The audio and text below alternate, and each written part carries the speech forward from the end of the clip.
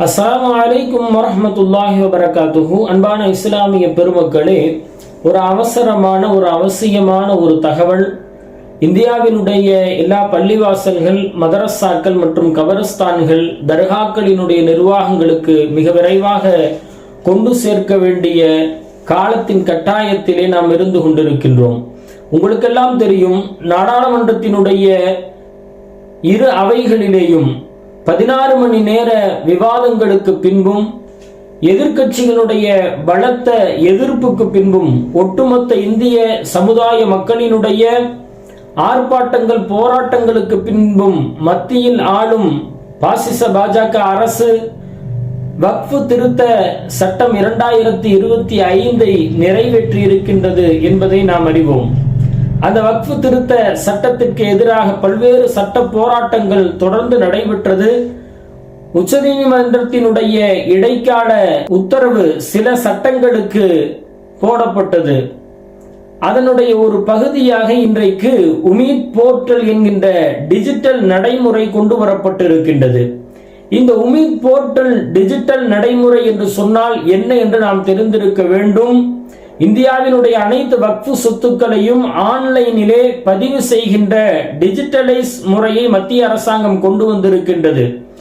ஏற்கனவே மாநில அரசாங்கங்கள் ஆன்லைனிலே அனைத்து வக்ஃபு சொத்துக்களையும் பதிவு செய்திருப்பதை நாம் அறிவோம். அப்படி பதிவு செய்திருந்தாலும் இப்போது மத்திய அரசால் கொண்டு வரப்பட்டிருக்கின்ற உமீத் போர்ட்டல் நடைமுறையிலே மீண்டும் அவைகளை நாம் டிஜிட்டலைஸ் பதிவு செய்ய வேண்டும் என்பதை கட்டாயமாக்கி இருக்கின்றார்கள். அப்படி நாம் அதில் பதிவு செய்யாவிட்டால் என்ன நடக்கலாம்? வருங்காலத்திலே நம்முடைய வக்ஃபு சொத்துக்கள், பதிவு செய்யப்படாத வக்ஃபு சொத்துக்களை இது வக்ஃபு சொத்துக்கள் அல்ல என்று மத்திய அரசாங்கம் சொல்வதற்குண்டான வாய்ப்புகள் நிறைய இருக்கின்றது. எனவே இதில் நாம் கவனம் செலுத்த வேண்டும். சரி, இந்த உமீத் போர்ட்டலை எப்படி செய்வது? நம்முடைய மாவட்ட வக்ஃபு கண்காணிப்பு அலுவலகத்திலே அந்த அலுவலர்களிடம் இருக்கின்ற விண்ணப்ப படிவங்களை பெற்று அதை உரிய முறையிலே பூர்த்தி செய்து வழங்க வேண்டும். அதோடு ஒரு வக்ஃபினுடைய முத்தவல்லியினுடைய போன் நம்பர் வழங்கப்பட வேண்டும். இமெயில் ஐடி கொடுக்கப்பட வேண்டும். இமெயில் ஐடி பள்ளிக்கு என்று தனியாக இருந்தால் பள்ளியினுடைய இமெயில் ஐடி வழங்கப்பட வேண்டும் அவர்களிடத்திலே, அல்லது நம்முடைய தனிப்பட்ட இமெயில் ஐடியை கொடுக்க வேண்டும். முத்தவள்ளியினுடைய பாஸ்போர்ட் சைஸ் போட்டோ கொடுக்கப்பட வேண்டும். இது அல்லாமல் முத்தவள்ளியினுடைய ஆதார் கார்டு மற்றும் ஓட்டர் ஐடியினுடைய ஜெராக்ஸ்கள் மற்றும் அதை PDF ஃபார்மட்டிலே அவர்களுக்கு அனுப்பி வைக்க வேண்டும். இதற்கு பின்னால் வக்ஃபு அலுவலர்கள் அதை ஆன்லைனிலே நம்முடைய முத்தவள்ளியினுடைய தகவல்களையும் நம்முடைய வக்ஃபு சொத்துக்களினுடைய தகவல்களையும் பதிவு செய்கின்ற நேரத்திலே அவர்கள் நமக்கு போன் செய்வார்கள். அந்த நேரத்திலே நம்முடைய போனுக்கு ஒரு OTP வரும். அதே போன்று நம்முடைய இமெயில் ஐடிக்கும் ஒரு OTP வரும். அந்த OTPயை நாம் அவர்களுக்கு தெரிவிக்க வேண்டும். இப்படி இந்த உமீத் போர்ட்டலை நிறைவு செய்ய வேண்டும். அன்பான பெருமக்களே, இதற்கு குறைவான கால அவகாசங்கள் மாத்திரமே இருக்கின்றது.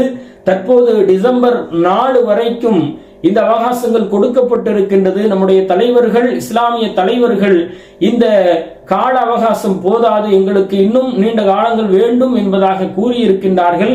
ஆனால் மிக விரைவாக இதை முடிப்பது காலத்தினுடைய தலையாய கடமையாகும்.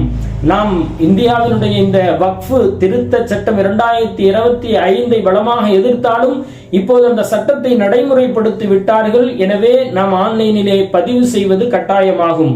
எனவே இந்தியாவினுடைய எல்லா பள்ளிவாசல்கள், தர்காக்கள், மதரசாக்கள், கபிரிஸ்தான்கள் மற்றும் இதை சார்ந்த சொத்துக்களை ஆன்லைனிலே பதிவு செய்ய வேண்டும்.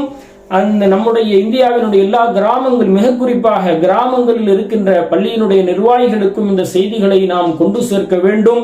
அல்லாஹ் ஜல்ல ஷானஹு தஆலா நம்முடைய வக்ஃபு சொத்துக்களை பாதுகாத்து அருள் புரிவானாக. நம்முடைய எல்லா காரியங்களையும் அல்லாஹ் இலகுவாக்கி அருள் புரிவானாக. அஸ்ஸலாமு அலைக்கும் வரஹ்மத்துல்லாஹி வபரகாத்துஹு.